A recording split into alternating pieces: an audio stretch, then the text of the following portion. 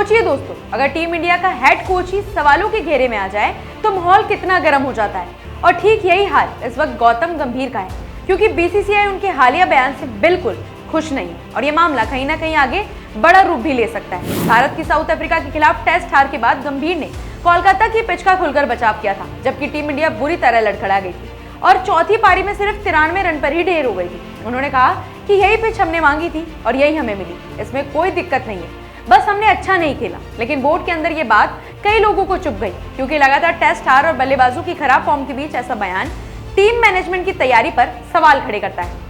अंदर की खबर यही कहती है कि अभी तो गंभीर की कुर्सी सुरक्षित है, लेकिन सिर्फ इसलिए क्योंकि बोर्ड के पास तुरंत कोई मजबूत विकल्प नहीं है, वरना इतना सीधा बयान शायद किसी और को भारी पड़ सकता था।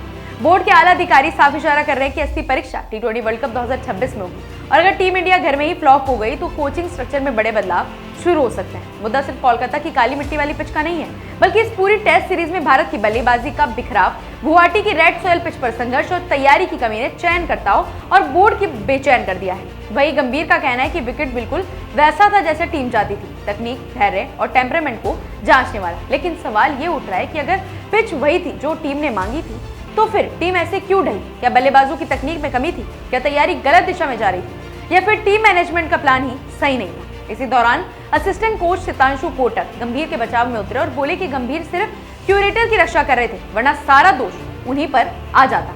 उन्होंने ये भी कहा कि हार के बाद सिर्फ गंभीर पर सवाल उठ रहे हैं, जबकि किसी ने बल्लेबाजी कोच की भूमिका या बल्लेबाजों की गलतियों पर चर्चा नहीं की। कोटक ने साफ कहा कि लोग अपनी अपनी दुश्मनी निकाल रहे हैं और गंभीर को अकेले टारगेट कर रहे हैं। असल में बीसीसीआई अभी बड़े फैसले से बच रहा है, क्योंकि कोच बदलना, खासकर बिना मजबूत विकल्प के, टीम को और अस्थिर बना देता है।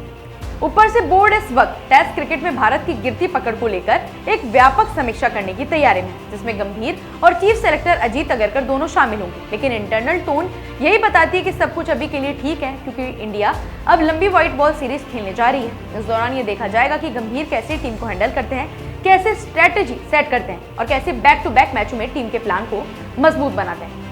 और हकीकत यह है कि टेस्ट क्रिकेट की ये गिरती परफॉर्मेंस, पिच को लेकर उनके बयान और रणनीति पर उठे सवाल गंभीर की कुर्सी के नीचे से जमीन हल्की कर रहे हैं। और अगर इस बीच T20 वर्ल्ड कप घर से हाथ से निकल गया तो ये गंभीर की कोचिंग का सबसे बड़ा झटका साबित हो सकता है। कुल मिलाकर कहानी साफ है, अभी गौतम गंभीर सुरक्षित है, लेकिन दबाव इतना है कि आने वाले महीने ही तय करेंगे उनका अगला रास्ता। फिलहाल ऐसी अपडेट्स के लिए जुड़े रहिए हमारे चैनल द इंडिया मूव्स के साथ।